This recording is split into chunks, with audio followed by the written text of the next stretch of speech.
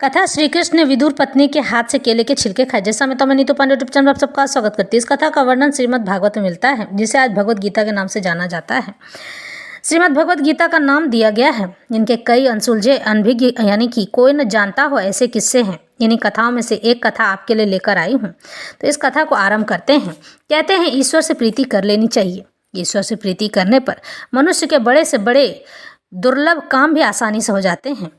कोई आपको माने न माने, ईश्वर आपका हित ही चाहते हैं। ईश्वर की शरण में जाने से मनुष्य के हर काम संभव से संभव, असंभव से असंभव भी बन जाते हैं।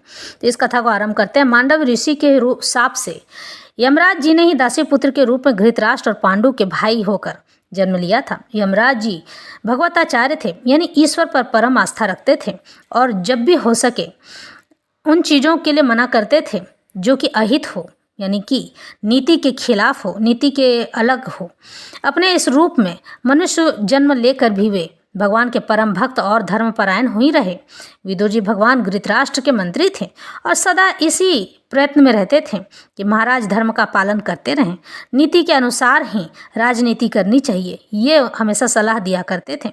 नीति शास्त्र के ये महान पंडित और प्रवर्तक थे। इनकी विदुर नीति बहुत ही उपायदेय और प्रख्यात थी, बहुत प्रचलित थी। जब कभी पुत्र स्नेहवश मोह के कारण धृतराष्ट्र पांडवों को दुख दिया करते थे और उनके अहित की योजना बनाते थे, तब विदुर जी उन्हें समझाने का हर संभव प्रयास किया करते थे। स्पष्टवादी और न्याय का समर्थक होने पर भी धृतराष्ट्र इन्हें बहुत मानते थे, क्योंकि ये हमेशा नीति और अनीति की बात किया करते थे ताकि पूरी सभी लोग सही रास्ते पर चल सकें। दुर्योधन अवश्य इनसे जला करता था, जली कटी बातें भी इन्हें कह दिया करता था।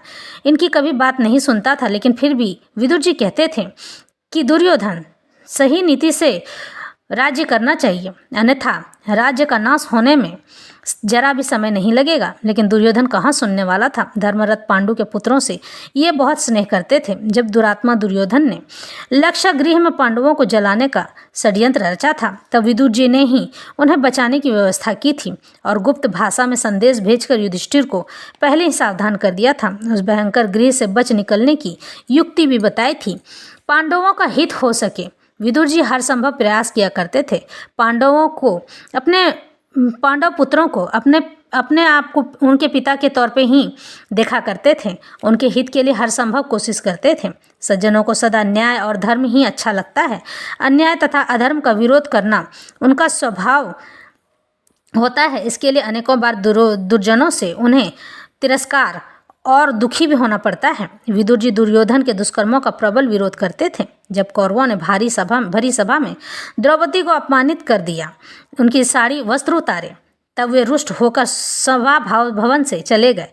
पांडवों के वनवास के समय दुर्योधन के भड़काने से धृतराष्ट्र ने विदुर जी को कह दिया, तुम सदा पांडवों की ही प्रशंसा किया करते हो, तो उन्हीं के साथ रहा करो ना, अतः उन्हीं के पास चले जाओ। विदुर जी वन में पांडवों के पास चले गए।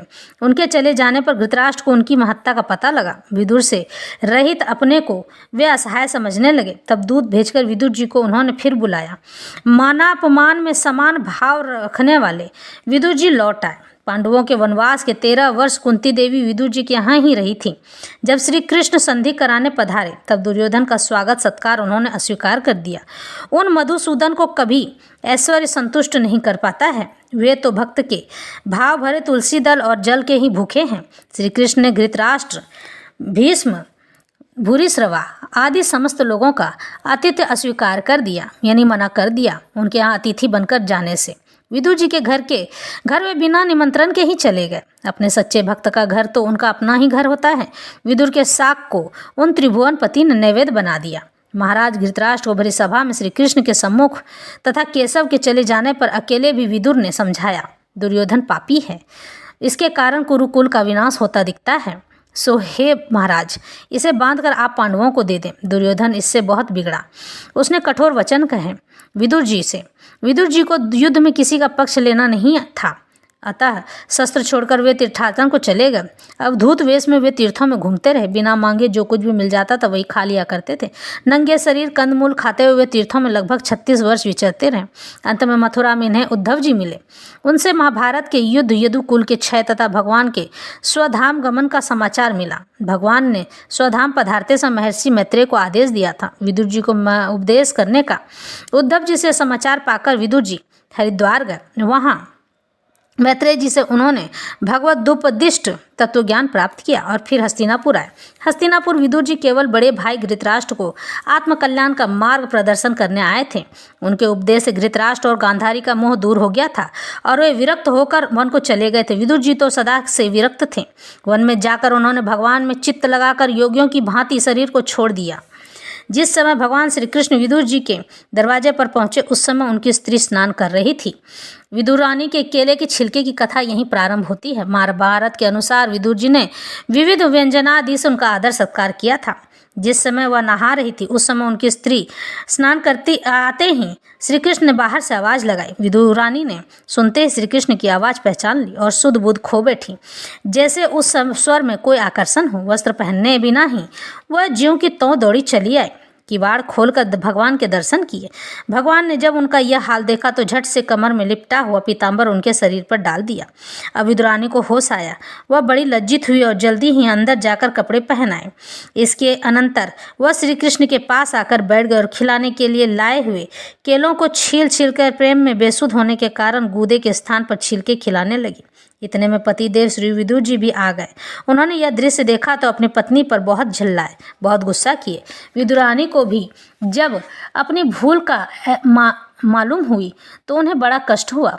प्रेम अधिक होने के कारण पत्नी से हुई भूल को विचार कर विदुर जी भगवान को केले के गूदे खिलाने लगी। अब उनके हृदय को शांति मिली थी। फिर भी बार बार यही सोचते रहे कि इस स्त्री ने छिलका खिलाकर भगवान को बड़ा कष्ट दिया है। इस पर भगवान ने प्रसन्न होकर कहा, विदुर जी आपने यह काम ठीक किया है कि मुझे केले खिलाए, पर सच बात तो यह है कि इतने पर भी जैसा स्वाद उन छिलकों में था वैसा इन केलों के गूदों में कहाँ। उधर विदुरानी अपने मन में कह रही थी, हाय हाय इन हाथों को मैं कैसे काट डालूं। जिस नौ ने गूदा तो फेंक दिया और छिलका खिला दिया। धन्य है विदुर और विदुरानी और धन्य है उनकी भक्ति। ईश्वर प्रेम के भूखे होते हैं। केले के छिलके खिलाएं या उनके गूदे, उन्हें बस प्रेम चाहिए होता है। प्रेम से जो भी हम उन्हें खिलाते हैं वो सब अर्पण हो जाता है उन्हें और वो खा लेते हैं। तो ईश्वर से मनुष्य को प्रीति ही करके रखनी चाहिए, क्योंकि प्रीति बड़ी से बड़ी समस्या का समाधान करने में सफल होता है। ईश्वर प्रेम के वशीभूत होकर किसी के घर भी पहुंच जाते हैं। ईश्वर को भक्ति से तो नहीं, लेकिन प्रेम के वशीभूत जरूर लाया जा सकता है। ईश्वर से प्रीति करना है मनुष्य को चाहिए।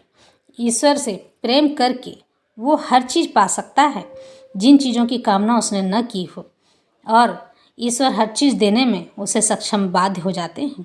ईश्वर तो ऐसे हैं कि अगर आप उनसे प्रेम करते हैं तो अब वो आपके घर में आपके साथ रहने लग जाते हैं और आपको पता भी नहीं चलता है। यह कथा यहीं संपन्न।